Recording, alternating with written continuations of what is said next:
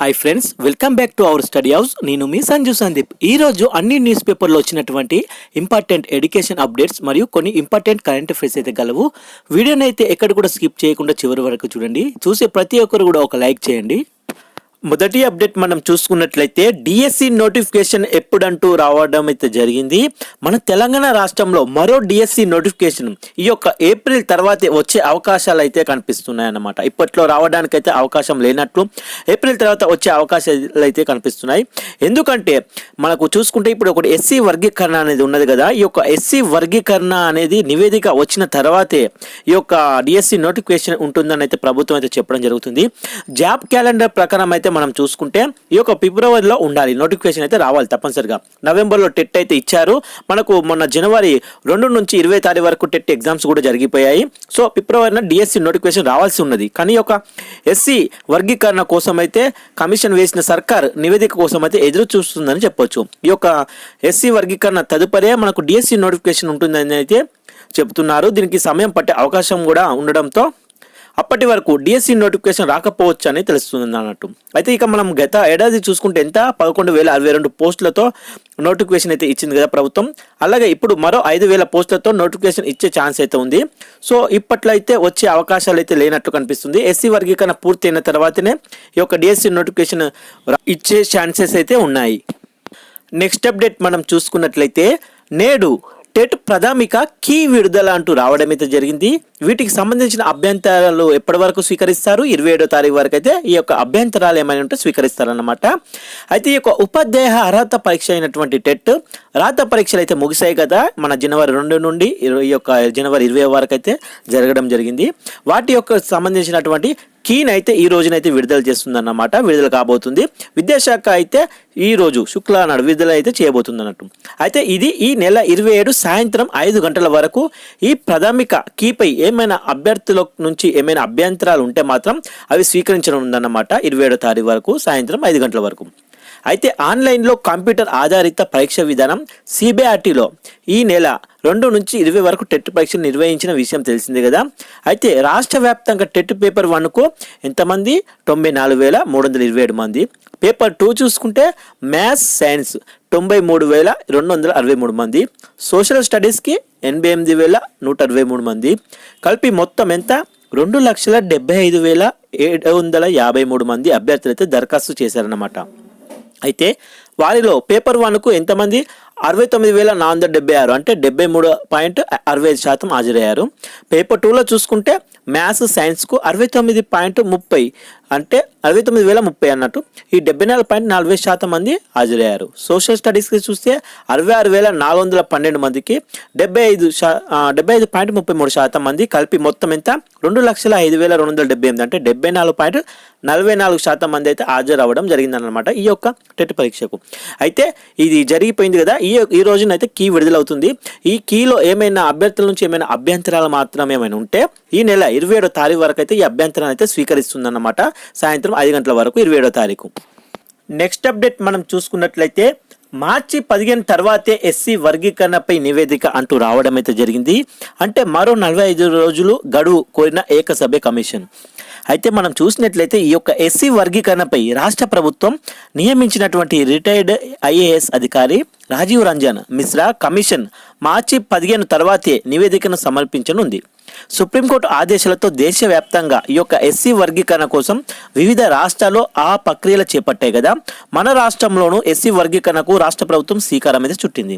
2024 November 15న ఏకసభ్య commission ఏర్పాటు చేసి 2 నెలల్లోపు నివేదిక ఇవ్వాలని ఆదేశించింది అన్నట్లు. అయితే కమిషన్ రాష్ట్ర వ్యాప్తంగా ఆయా వర్గాల నుంచి అభిప్రాయాలను స్వీకరించింది. అలాగే 13 జిల్లాల్లో దళిత సంఘాలు, మేధావులు, ఉద్యోగులు సంప్రదించి వారి నుంచి విజ్ఞాపన పత్రాలను కూడా స్వీకరించింది ఈ కమిషన్. ఎస్సీలోని అన్ని ఉపకులాల నేతలు, ఉద్యోగ సంఘాలతో చర్చించింది. అలాగే ఈ 2024 జనవరిలో అప్పటి వైసీపీ ప్రభుత్వం చేపట్టిన కులగణన గణాంకాలను కూడా పరిగణలోకి తీసుకొని నివేదిక ఇవ్వాలని కమిషన్ అయితే భావిస్తుందన్నట్టు ఆంధ్రప్రదేశ్లో. అయితే అప్పట్లో చేపట్టిన కులగణన సర్వే వాలంటీర్లు, సచివాలయ ఉద్యోగులతో నిర్వహించడం వల్ల లోపభూయిష్టంగా ఉందని ఫిర్యాదులు అయితే వచ్చాయన్నమాట. అయితే దీంతో గ్రామ స్థాయిలో సర్వే అధికారులను నియమించి అప్పట్లో తీసిన సర్వే ఖచ్చితంగా ఉందో లేదో అని సమీక్ష చేస్తున్నా, అంటే కరెక్ట్ ఉందా లేదా అని మళ్ళీ చెక్ చేస్తున్నారు అనమాట. సో ఈ ప్రక్రియను జనవరి 15 లోపు పూర్తి చేయాలని ప్రభుత్వం అయితే ఆదేశించింది. ఈ ప్రక్రియ కూడా ఇంకా కొలిక్కి రాకపోవడంతో దానిని వేగవంతం చేసి త్వరలోనే ఈ యొక్క కులగణన సర్వే ఉంది కదా, సమీక్ష పూర్తి చేయాలని అయితే భావిస్తున్నారు అన్నమాట. దానికి ఇంకా కొంత సమయం అయితే పట్టనున్నదని ఏకసభ్య కమిషన్ నివేదిక సమర్పణకు ఇచ్చిన గడువు ఈ నెల 15తోనే ముగిసిపోయింది ఆల్రెడీ. అయితే మరో 45 రోజులు ఎక్స్ట్రాగా గడువు కావాలని అయితే కమిషన్ అయితే కోరిందనమాట. దానికి ప్రభుత్వం నుంచి ఇంకా స్పందన అయితే రాలేదు, ఎటువంటి స్పందన రాలేదు, కానీ ఇంకా 45 రోజులు ఎక్స్ట్రాగా ఇవ్వండి అయితే అని చెప్పి అడుగుతున్నారు. మరి సుప్రీంకోర్టు ఆదేశాల మేరకు చూస్తే ఎస్సీలో ఆయా వర్గాల ప్రభుత్వ రంగాల అవకాశాలు పొందడంలో వెనుకబాటుతనం పైన కమిషన్ దృష్టి అయితే పెట్టిందన్నమాట. అంటే చాలా మందికి దక్కవు కదా, సో వారిపై దృష్టి అయితే పెట్టిందనమాట. ఈ యొక్క ఎస్సీలలో మాదికలు ప్రభుత్వ ఉద్యోగులు అతి తక్కువ భాగస్వామ్యం కలిగి ఉన్నారు. అలాగే రాష్ట్ర వ్యాప్తంగా ఆయా ఉద్యోగుల్లో ఎస్సీల్లోనూ ఏ ఉపకులాల్లోనూ ఎంతమంది ఉన్నారన్న గణాంకాలను తీసి ప్రభుత్వం ముందునైతే ఉంచనున్నారన్నమాట. ఈ యొక్క హర్యానాలో 2023లోనే ఈ కమిషన్ వేసి అధ్యయనం కూడా చేశారు. అప్పట్లోనే 2024లో ఆగస్టులో సుప్రీంకోర్టు తీర్పు రాగానే అక్కడ అమలు కూడా చేశారు. అయితే మిగతా రాష్ట్రాల్లో కూడా ఈ ప్రక్రియ మొదలైంది. ముందుగా ఆంధ్రాలో సత్వరమే ఎస్సీ వర్గీకరణ పూర్తి చేయాలని అయితే భావిస్తున్నారన్నమాట ప్రభుత్వం. నెక్స్ట్ అప్డేట్ మనం చూసుకున్నట్లయితే గణతంత్ర పెరేడ్లో ఏటికొప్పక బొమ్మల శకటం అంటూ రావడం అయితే జరిగింది. కర్తవ్య పదిలో ఈ నెల 26న జరిగేటివి 76వ గణతంత్ర దినోత్సవ పెరేడ్లో 26వ శకటాలను పరుగులు తీయనున్నాయి. ఇందులో 16 రాష్ట్రాలు, కేంద్రపాలిత ప్రాంతాలు, అలాగే 10 కేంద్ర ప్రభుత్వ శాఖల శకటాలు ఉన్నాయి. వాటిలో ఏపీ నుంచి 400 ఏళ్ల చరిత్రకు నేపథ్యం ఉన్నటువంటి ఏటికొప్పక బొమ్మల శకటాన్ని అయితే స్థానం లభించింది. నెక్స్ట్ అప్డేట్ మనం చూసుకున్నట్లయితే అమెరికా వెళ్ళే పర్యాటకుల్లో భారత్ది 2వ స్థానం అంటూ రావడం అయితే జరిగింది. ఈ యొక్క అమెరికా విదేశీ పర్యాటక మార్కెట్లో మన భారత్ ఎన్నో స్థానంలో నిలిచింది, 2వ స్థానంలో అయితే నిలవడం జరిగిందనమాట. ఈ 2025లో మరింత వృద్ధి సాధించే అవకాశం ఉందని బ్రాండ్ USA CEO అయినటువంటి ఫ్రెడ్ డిక్సన్ అయితే తెలిపారు. అయితే మన భారతీయ పర్యాటకులు 2023లో అమెరికా ఆర్థిక వ్యవస్థకు ఎంత $20 బిలియన్ల అంటే సుమారు రూపాయలు 1.72 లక్షల కోట్లు సమకూర్చారని వెల్లడించారన్నమాట. అయితే అమెరికాలో పర్యాటక రంగం ప్రోత్సాహకం కోసం పనిచేస్తున్నటువంటి బ్రాండ్ USA సంస్థ CEO ఇండియా సేల్స్ మిషన్పై హైదరాబాద్కి అయితే వచ్చారన్నట్టు. ఈ సందర్భంగా ఫ్రెడ్ డిక్సన్ మాట్లాడుతూ ఏమన్నారంటే అమెరికాకు వచ్చే భారతీయ పర్యాటకుల సంఖ్య ప్రతి ఏటా పెరుగుతుందని చెప్పారు అతను. 2024లో భారత్ 2వ స్థానానికి చేరిందని, స్వల్ప వ్యత్యాసంతో UK ప్రథమ, జర్మనీ తృతీయ స్థానాల్లో నిలిచాయని తెలిపారు. మొదటి స్థానంలో UK ఉండగా 3వ స్థానంలో జర్మనీ ఉంది, 2వ స్థానంలో మన భారత్ ఉందన్నమాట.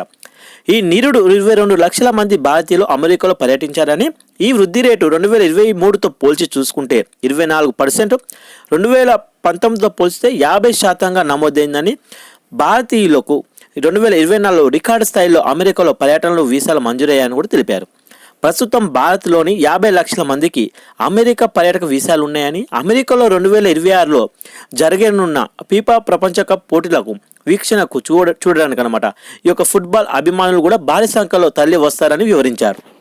నెక్స్ట్ అప్డేట్ మనం చూసుకున్నట్లయితే రాజస్థాన్లో ఎగ్జామ్ రాయాలంటే ఇకపై కుర్తా పైజామా కంపల్సరీ అంటూ రావడం అయితే జరిగింది పోటీ పరీక్షలకు సంబంధించి.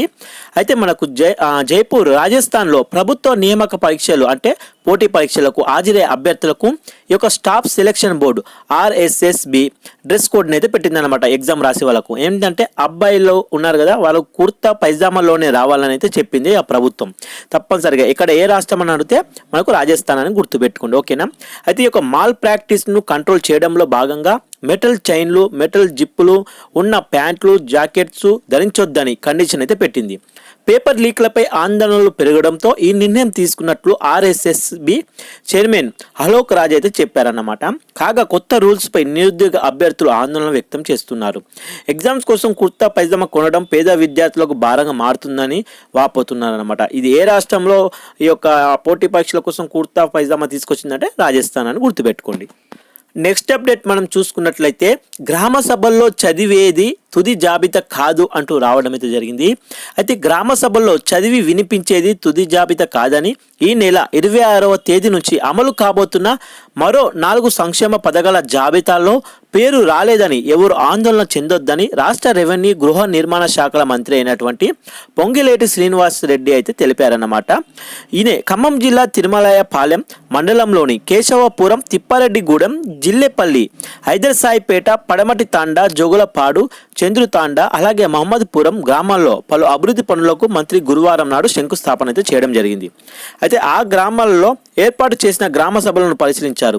జల్లేపల్లిలో నిర్వహించిన గ్రామ సభ పొంగిలేటి మాట్లాడుతూ జాబితాలో అనర్హుల పేరున్నట్లు లిఖితపూర్వకంగా ఫిర్యాదు చేస్తే విచారణ జరిపిస్తామని, వాస్తవమని తేల్చి తొలగిస్తామని చెప్పారు.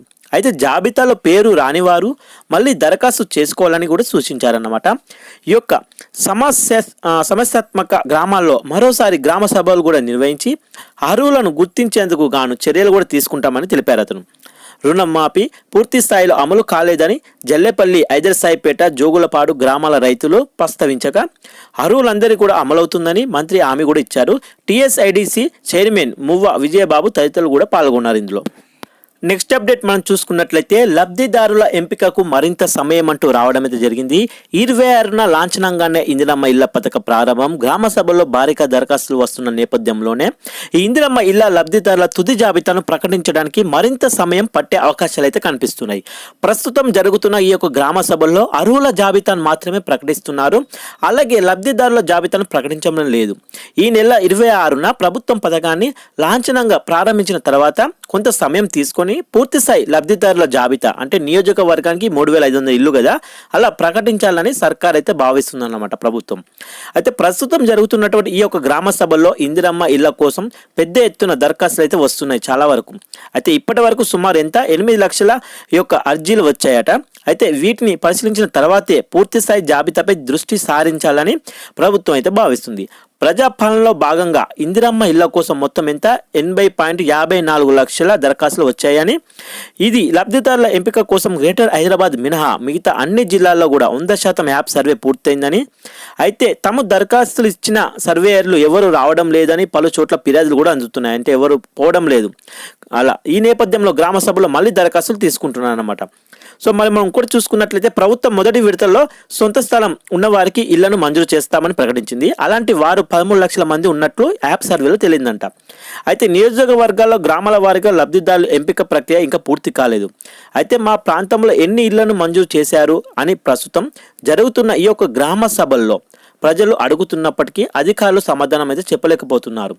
సో 2 జాబితాలకు సొంత స్థలం ఉన్నవారు, లేనివారు సంబంధించిన వివరాలను మండల స్థాయిలో ఎండిఓలు, పురపాలిక కమిషనర్ లాగిన్లలో మాత్రమే పంపిస్తున్నారన్నమాట.